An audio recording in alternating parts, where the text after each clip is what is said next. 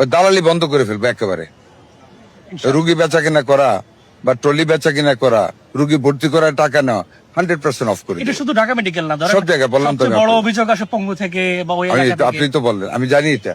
আমরা ওয়াকেফাল, আমরা এটাকে ক্লোজ ডাউন করবো, একেবারে সিমেন্টেড করবো ইনশাল্লাহ। আমি যদি খুব ফ্র্যাঙ্কলি বলি, আগে যেরকম আসতেই দেখতাম শত শত তেলাপোকা দৌড়াদৌড়ি করতেছে, I didn't found that scenario today. তেলাপোকা দেখেছি, বাট সংখ্যায় কম, আরো কন্ট্রোল করতে হবে।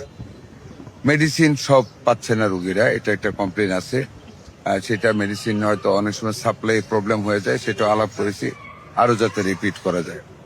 ওটিগুলি, একটা ওটি ধরেন আপনি, আমি দেখেছি এখানে, ফ্যান্টাস্টিক্যালি বিউটিফুল, অনেক সুন্দর। এটা একজন প্রাইভেট লোক করে দিয়েছে, ডোনেট করেছে। You can compare with any overseas OT, but অন্য ওটিগুলির অবস্থা আমাদের তো উন্নত মানের না। ওটিগুলিকে রিনোভেট করতে হবে। মানুষ যাতে ওটিতে ঢুকে মনটা ভালো থাকে পেশেন্টের, ওই স্ট্যান্ডার্ডে আমাদের নিয়ে যেতে হবে। এই কাজগুলি আমাদের করতে হবে, পরিচ্ছন্নতার কাজ বৃদ্ধি করতে হবে, আর অ্যাকোমোডেশন বৃদ্ধি করতে হবে। এখানে ফ্যাসিলিটিজের তুলনায় রুগীর সংখ্যা অনেক বেশি। রুগীর প্রপোর্শন যদি ডাক্তারের সাথে করেন, ডাক্তারের সংখ্যা কম।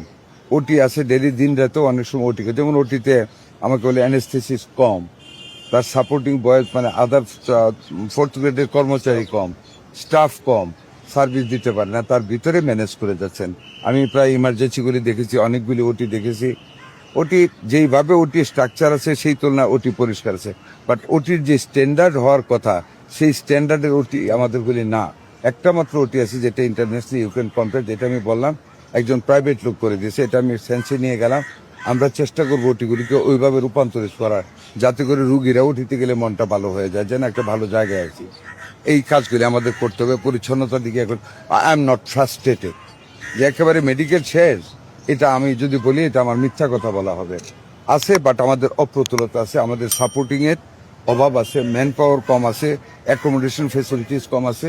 আর কিছু কিছু জায়গায় যেমন লন্ড্রি ওয়াশিং, নিজস্ব কোনো প্ল্যান্ট নেই।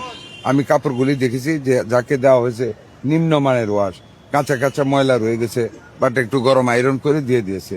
এটা আমি কাকে ব্লেম করবো? আমাদের তো নিজস্ব প্ল্যান্ট নেই। তবে আমি ডিরেক্টর সাহেবকে বলেছি কন্ট্রাক্টরকে ডেকে তাকে বিল কাটার জন্য এবং থ্রেট করার জন্য, যাতে ভালোভাবে ওগুলো আসে আর কি। খাবার দাবারের কথা আমি জিজ্ঞেস করেছি পেশেন্টদের। সকালবেলা রুটি দেওয়া হয়, ডিম দেওয়া হয়, দুধ দেওয়া হয়, দুপুরে মাছ বা মাংস দেওয়া হয়। অনেকে ধরুন মেডিকেলে খাবার খায় না। একজন রুগী বলছে অনেকে খায়, আমি খাই না, আমি রোজা রাখি, সেহরি খাই। বাট একেবারে পচা রোদা এরকম কোনো কথা শুনি নাই। আমরা শুনেছি, আমরা দালাল বা ট্রলি বিক্রি করা যে কাজগুলি, যেমন ওই দিন পঙ্গুতে হয়েছে, হ্যাঁ একটা অফিস অর্ডার হয়েছে, আমরা এগুলি কঠোর হস্তে দমন করবো। আমরা এই যে আজকে আসলাম, আরো দেখবেন আসবো আমরা ইনশাল্লাহ, এগুলি দমন করে ফেলবো। ওই দালালি বন্ধ করে ফেলবো একেবারে।